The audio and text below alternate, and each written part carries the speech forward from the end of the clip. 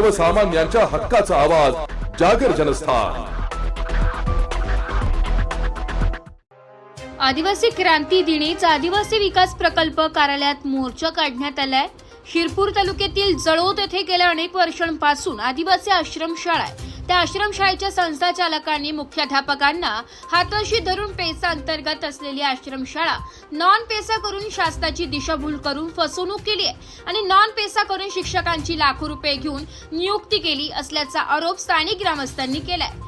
तसेच शासनाला खोटे कागदपत्रे सादर करून सदर आश्रमशाळा ही जळोद येथून स्थलांतरित करून भामपूर येथे असल्याचं शासनाला भासवले असल्याचा देखील गंभीर आरोप ग्रामस्थांनी यावेळी केला। त्यामुळे संबंधित शाळेचे स्थलांतर थांबवून संस्थाचालक आणि मुख्याध्यापकावर गुन्हे दाखल करण्यात यावे अशी मागणी जळोद ग्रामस्थांनी केली आहे। आम्ही जळोद ग्रामस्थ हे सर्व गावकरी सरपंच उपसरपंच सर्व एकत्र मिळून आलेले आहेत।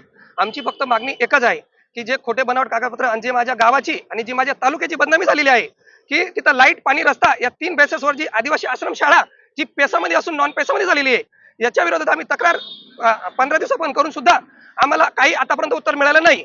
आणि तो जी आर जो एका दिवसामध्ये जर शाळेवरून जी आर मंत्रालयापर्यंत पोहोचू शकतो, तर आज कमीत कमी 15 दिवस पासून आम्ही निवेदन देऊन आमच्या कागदांना काय महत्व देण्यात आलं नाही। आणि आज त्याचं उत्तेजन साधून आदिवासी दिवस म्हणून आणि आमच्या आदिवासींना आमच्यावर एवढं शासनाने चांगल्या योजना राबवून योजनांचा पुरा बट्टागोळ करून सर्व नियम ताब्यावर ठेवून ही जी योजना राबवली गेली आणि 1995 पासून ती शाळा आम्हाला आहे। त्या शाळेमध्ये MBBS MD अक्षता सरपंच राजकारणी सर्व लोक त्या शाळेतून निर्माण होऊन गेलेले आहेत।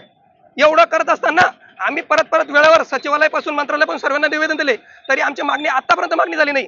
जर सर्व निर्णय एका दिवसात होऊ शकता तर हे निर्णयावर का उशीर झाला हेच आमचं अधिकाऱ्यांना मागणी आहे। सुमिता पाटील संस्था ही आदिवासी आश्रमशाळा जळोद आणि त्या संस्थेचे संस्थाचालक ते अंमळनेर मार्केट कमिटीचे सभापती आहेत।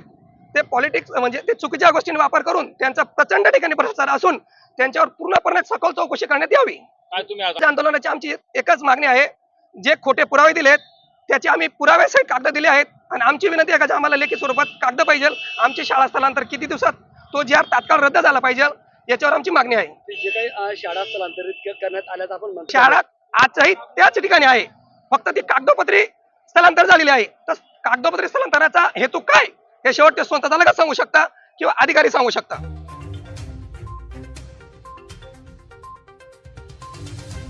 जागर जनस्थान करिता रूपक बिरारी धुळे।